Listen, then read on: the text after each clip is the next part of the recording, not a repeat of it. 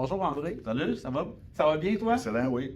Hey, je ne sais pas de ton côté avec ton expérience, mais de mon expérience, ce que j'ai vu, c'est que le coût de revient pour les entreprises, c'est loin d'être une priorité. Il y a beaucoup d'entreprises que la seule chose dont ils vont s'assurer, c'est d'avoir suffisamment d'argent dans le compte de banque ou encore de faire un bénéfice net. Oui.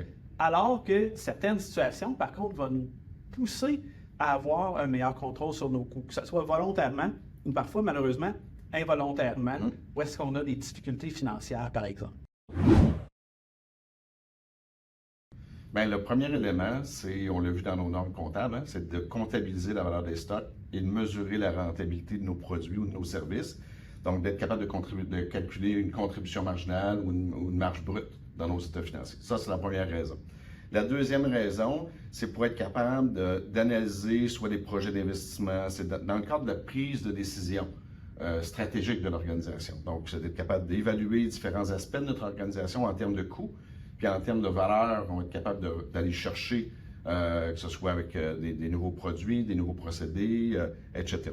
Le troisième élément, c'est pour améliorer le contrôle de gestion de l'organisation, que ce soit le contrôle opérationnel, le contrôle financier, d'avoir des repères dans l'organisation, auprès de l'équipe de direction, auprès de l'équipe de gestion, pour que ceux-ci soient capables de voir est-ce que les opérations fonctionnent bien, est-ce qu'on est en amélioration, est-ce qu'on est en régression, est-ce qu'on est en perte de rentabilité ou autre.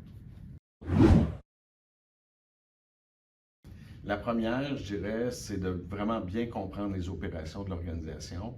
La deuxième, c'est d'impliquer les gens, d'aller chercher de l'information auprès des gens beaucoup.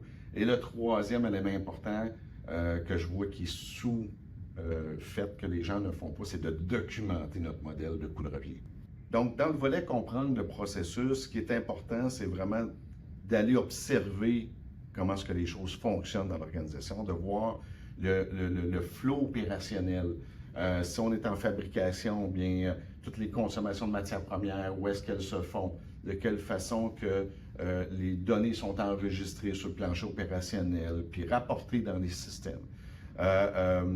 L'autre volet, c'est vraiment de comprendre la séquence d'activités, puis comment c'est en lien avec nos états financiers. Si nos états financiers, notre structure est basée sur des ateliers ou des activités ou des départements, bien, de faire le lien entre ce qui se passe sur le plancher opérationnel et, par exemple, notre charte de compte.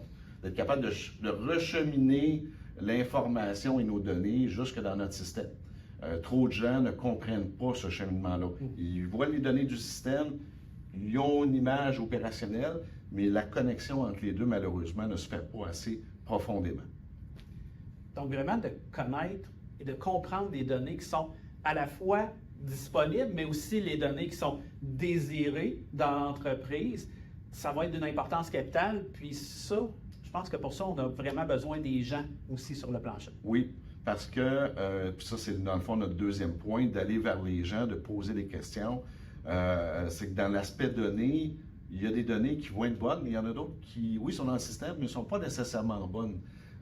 Puis on ne peut pas s'y fier. Et de la façon de le savoir, c'est justement en allant observer le plancher, en observant les opérations, en questionnant les gens. Les gens, ils savent en général ce qui fonctionne bien et ce qui ne fonctionne pas bien. Et trop souvent, dans plusieurs organisations, la gestion, parce qu'elle est débordée, elle est attirée par plein d'urgences, prennent pas assez de temps pour poser des questions sur les éléments de base de ce qui se fait dans les opérations. Et moi, de mon œil externe, quand j'arrive et que je fais mon niaiseux, puis je pose des questions basiques, bien, c'est surprenant l'information tangible qu'on est capable d'avoir, puis qui ont une influence sur les coûts, qui ont une influence sur la rentabilité de certains produits, certains services, certaines opérations. En effet, ces entrevues-là, ces observations-là sont nécessaires. Puis j'imagine aussi qu'il va falloir les documenter, ces entrevues-là, ces données-là qu'on est allé chercher et de où est-ce qu'elles proviennent. Oui, je compte plus le nombre de fois que j'arrive dans une organisation où on me dit, bien, nous, notre taux horaire, c'est 85 de l'heure. Et là, quand on demande, bien, c'est quoi le détail en arrière du 85? C'est quoi la portion main-d'œuvre directe, la portion frais généraux? Ah, mais ça a été fait il y a 20 ans, puis on a juste upgradé avec le taux d'inflation, on ne sait pas trop. Alors, il y a beaucoup trop de données qui ne sont pas documentées, des variables qui ne sont pas documentées. Donc, quand on fait un modèle de coût de revient, qu'on va chercher de l'information, des variables, des valeurs à différents endroits, certaines qui viennent vraiment du système puis qui sont captées sur le plancher opérationnel, tandis que d'autres qui sont des estimations qui sont faites par du personnel puis qu'on va évaluer, dans le fond, au plus juste de ce que les gens ont comme expérience. Bien, il faut documenter ça. Souvent, les modèles, bien, on va les faire dans un fichier Excel. On va venir, là, dans le fond, se faire un peu une charte à l'intérieur de notre modèle, de notre fichier. On va décrire nos hypothèses, les variables, la source, si c'est des individus, bien, avec qui, quel poste qu'on est allé chercher l'information, quel endroit, etc. Donc, il faut vraiment documenter, et ça, c'est une autre lacune que je vois souvent, c'est qu'on arrive avec des systèmes, des fichiers Excel, où oui, on voit des variables, mais on n'a aucune idée de la provenance, et s'il y a eu une transformation de ces variables-là entre la source et l'utilisation en bout de piste.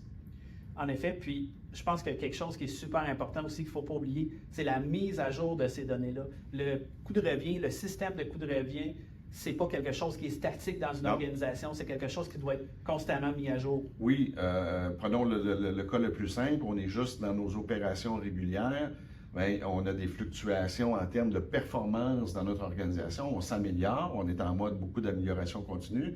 Mais cette amélioration-là va venir impacter nos variables, nos valeurs de volumétrie puis de vitesse d'opération, de vitesse de traitement d'information.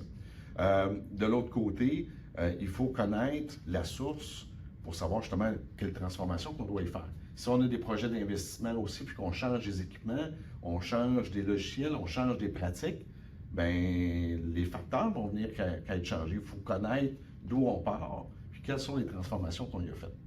Tout à fait. Une organisation qui veut implanter du coût de revient, puis qui décide d'aller plus loin dans cette fonction-là, élément qui est super important, c'est la préparation. Trop souvent, je vois des gens qui partent, je dirais, d'emblée, puis qui commencent à creuser des données, puis que le projet prend du temps, puis ça s'étire, etc. La préparation, c'est de savoir qu'est-ce qu'on veut faire exactement, c'est quoi les enjeux qu'on veut adresser, c'est quoi les données auxquelles on a accès, comment est-ce qu'on va maintenir le système par après. Donc, et après ça, de se faire un plan d'action, puis de se concentrer sur ce qu'on a décidé, avec aussi les choix que la direction va en faire. Tout à fait. Puis, comme tu disais si bien, les données, les systèmes qui sont disponibles dans l'organisation, c'est d'une importance qui est capitale. Il y a le contexte particulier de l'organisation qui est aussi à prendre en compte. Tout à fait. Puis, il ne faut pas oublier le niveau de précision dont on va avoir besoin pour nos calculs de coût de revient éventuellement aussi. Oui, et trop souvent, on est trop précis. Tout à fait.